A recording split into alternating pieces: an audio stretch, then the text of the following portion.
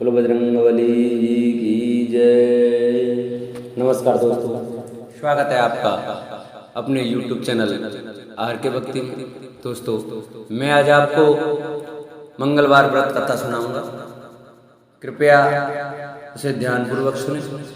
जो भक्त हमारे चैनल पर नए आए हैं, हमारी वीडियो को नए देख रहे हैं, वो हमारे चैनल को सब्सक्राइब करें और बेल आइकन को दबाना ना भूलेंगे, जिससे जो भी हम वीडियो डालें वो आप तक जरूर पहुँचे।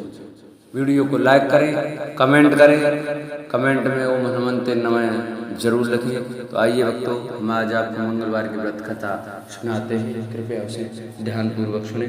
मंगलवार के दिन सुबह स्नान आदि से निवृत्त होकर हनुमान जी की पूजा करें, उसके बाद कथा जरूर सुने। मंगलवार व्रत कथा। एक बार नैमिषारण्य तीर्थ में 80,000 मुनि एकत्रित होकर प्राणों के ज्ञाता श्री सूत जी से पूछने लगे, हे महामुने, आपने हमें अनेक प्राणों की कथा सुनाई है, अब आप कृपा करके हमें ऐसा व्रत और कथाएं बताएं जिसके करने से संतान की प्राप्ति हो तथा मनुष्यों को रोग शोक अग्नि सर्व दुख आदि का भय दूर हो। क्योंकि कलयुग में सभी जीवों की आयु बहुत कम है, फिर इस पर उन्हें रोग चिंता के कष्ट लगे रहेंगे तो फिर वह श्री हरि के चरणों में अपना ध्यान कैसे लगा सकेंगे। श्री सूत जी बोले, हे मुनियो, आपने लोक कल्याण के लिए बहुत ही उत्तम बात पूछी है। एक बार युधिष्ठिर ने भगवान श्री कृष्ण से लोक कल्याण के लिए यही प्रश्न किया था। भगवान श्री कृष्ण और युधिष्ठिर का संवाद तुम्हारे सामने कहता हूँ, ध्यान देकर सुनो। एक समय पांडवों की सभा में श्री कृष्ण जी बैठे हुए थे। तब युधिष्ठिर ने भगवान श्री कृष्ण से प्रश्न किया, हे प्रभु नंद नंदन गोविंद, आप मेरे लिए अनेकों कथाएं सुनाई हैं, आज आप कृपा करके ऐसा व्रत या कथा सुनाएं जिसके करने से मनुष्य के रोग चिंता का भय समाप्त हो और उसको पुत्र की प्राप्ति हो। हे प्रभु, बिना पुत्र के जीवन व्यर्थ है, पुत्र के बिना मनुष्य नरकगामी होता है, पुत्र के बिना मनुष्य पितृ ऋण से छुटकारा नहीं पा सकता और न ही उसका पुण्यक नामक नरक से उद्धार हो सकता है। अतः पुत्रदायक व्रत बतलाइए। श्री कृष्ण भगवान बोले, हे राजन, मैं प्राचीन इतिहास सुनाता हूँ, आप उसे ध्यान पूर्वक सुनो। कुंडलपुर नामक एक नगर था, उसमें नंदा नामक एक ब्राह्मण रहता था। भगवान की कृपा से उसके पास सब कुछ था, फिर भी वह दुखी था। इसका कारण यह था कि ब्राह्मण की स्त्री सुनंदा की कोई संतान न थी। सुनंदा पतिव्रता थी, भक्ति पूर्वक श्री हनुमान जी की आराधना करती थी। मंगलवार के दिन व्रत करके अंत में भोजन बनाकर हनुमान जी को भोग लगाने के बाद स्वयं भोजन करती थी। एक बार मंगलवार के दिन ब्राह्मणी गृह कार्य की अधिकता के कारण हनुमान जी को भोग न लगा सकी, तो इस पर उसे बहुत दुख हुआ। उसने कुछ भी नहीं खाया और अपने मन में प्रण किया कि अब तो अगले मंगलवार को ही हनुमान जी का भोग लगाकर अन्न जल ग्रहण करूंगी। ब्राह्मणी सुनंदा प्रतिदिन भोजन बनाते, श्रद्धा पूर्वक पति को खिलाते, परंतु स्वयं भोजन नहीं करती और मन ही मन श्री हनुमान जी की आराधना करते थे। इसी प्रकार 6 दिन गुजर गए और ब्राह्मणी सुनंदा अपने निश्चय के अनुसार भूखी प्यासी निराहार रही। अगले मंगलवार को ब्राह्मणी सुनंदा प्रातःकाल ही बेहोश होकर गिर पड़ी। ब्राह्मणी सुनंदा की इस असीम भक्ति के प्रभाव से श्री हनुमान जी बहुत प्रसन्न हुए और प्रकट होकर बोले, सुनंदा, मैं तेरी भक्ति से बहुत प्रसन्न हूँ, तो उठ और वर मांग। सुनंदा अपने आराध्य देव श्री हनुमान जी को देखकर आनंद की अधिकता से बेहल हो श्री हनुमान जी के चरणों में गिरकर बोली, हे प्रभु, मेरी कोई संतान नहीं है, कृपया करके मुझे संतान प्राप्ति का आशीर्वाद दे, आपकी अति कृपा होगी। श्री महावीर जी बोले, तेरी इच्छा पूर्ण होगी, तेरे एक कन्या पैदा होगी, उसके अष्टांग प्रतिदिन सोना दिया करेंगे। इस प्रकार कहकर श्री महावीर जी अंतर्ध्यान हो गए। ब्राह्मणी सुनंदा बहुत हर्षित हुई और सभी समाचार अपने पति से कहा। ब्राह्मण ने देव कन्या का वरदान सुनकर कुछ दुखी हुए, परंतु सोना मिलने की बात सुनी तो बहुत प्रसन्न हुए। विचार किया कि ऐसी कन्या के साथ मेरी निर्धनता भी समाप्त हो जाएगी। श्री हनुमान जी की कृपा से वह ब्राह्मणी गर्भवती हुई और 10वें महीने में उसे बहुत ही सुंदर पुत्री प्राप्त हुई। यह बच्ची अपने पिता के घर में ठीक उसी तरह से बढ़ने लगी जिस प्रकार शुक्ल पक्ष का चंद्रमा बढ़ता है। 10वें दिन ब्राह्मण ने उस बालिका का नामकरण का नामकरण संस्कार कराया। उसके कुल पुरोहित ने उसका नाम रत्नावली रखा, क्योंकि यह कन्या सोना प्रदान किया करती थी। इस कन्या ने पूर्व जन्म में बड़े ही विधान से मंगल देव का व्रत किया था। रत्नावली का अष्टांग बहुत सा सोना देता था। उस सोने से नंदा ब्राह्मण बहुत ही धनवान हो गया। अब ब्राह्मणी भी बहुत अभिमान करने लगी। समय बीतता रहा और रत्नावली 10 वर्ष की हो चुकी थी।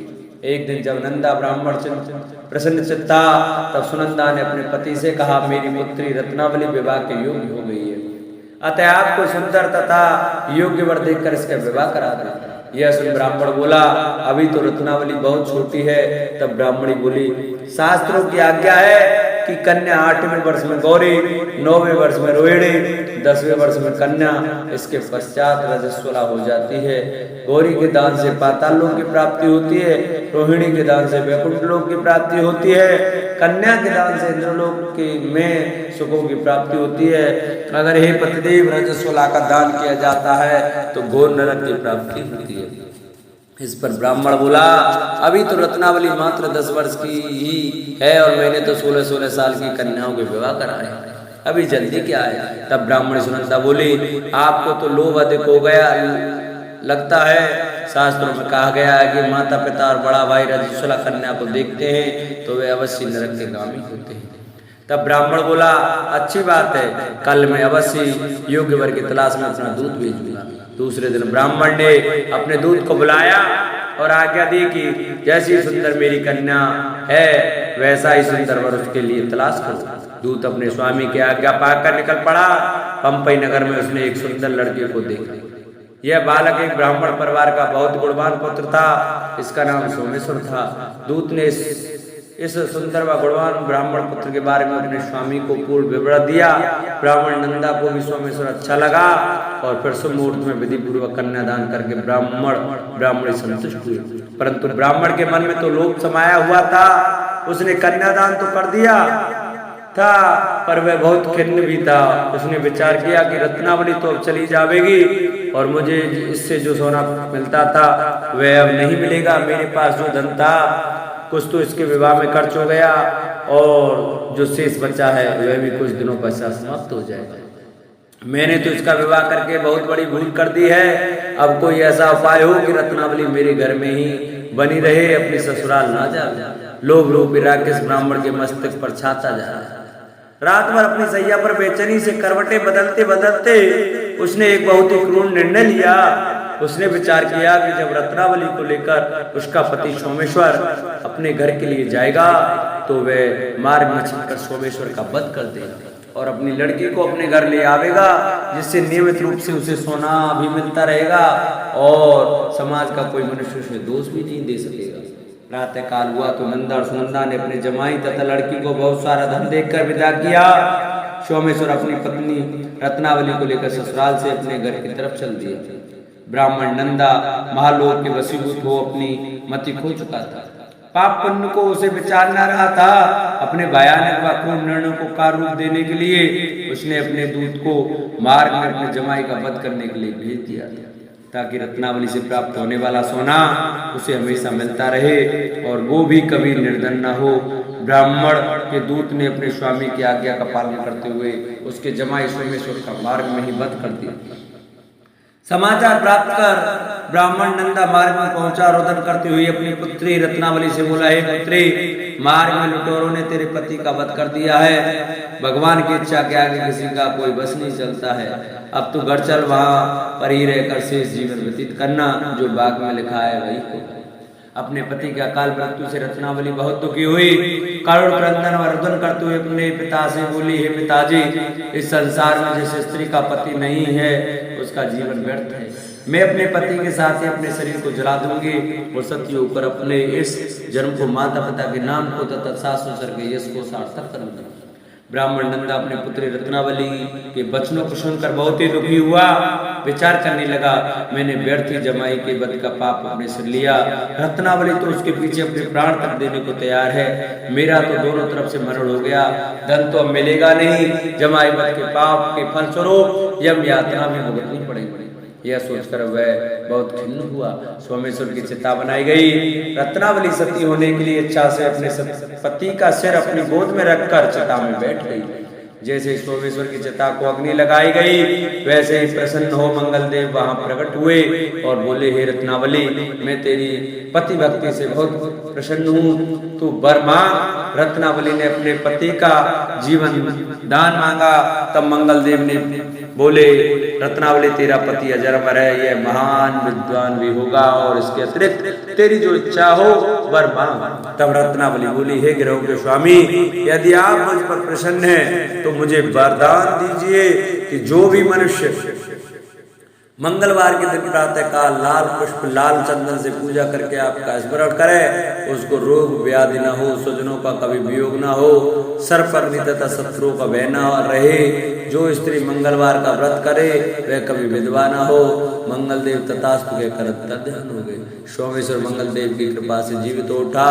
रत्नावली अपने पति को पुनः प्राप्त कर बहुत प्रसन्न हुई और मंगलदेव का व्रत प्रत्येक मंगलवार को करके व्रतराज और मंगलदेव की कृपा से इस श्लोक में सुख ऐश्वर्य को भोगते हुए अंत में अपने पति के साथ स्वर्गलोक को चली गई। बोलो मंगलदेव भगवान की जय, बोलो बजरंगबली की जय। जिन भक्तों को हमारी वीडियो अच्छी लगी हो वो हमारी वीडियो को ज़्यादा से ज़्यादा अपने मित्रों पे शेयर करें, वीडियो को लाइक करें, कमेंट में ओम हनुमंते नमः लिखना न भूले। बोलो हनुमान जी महाराज की जय।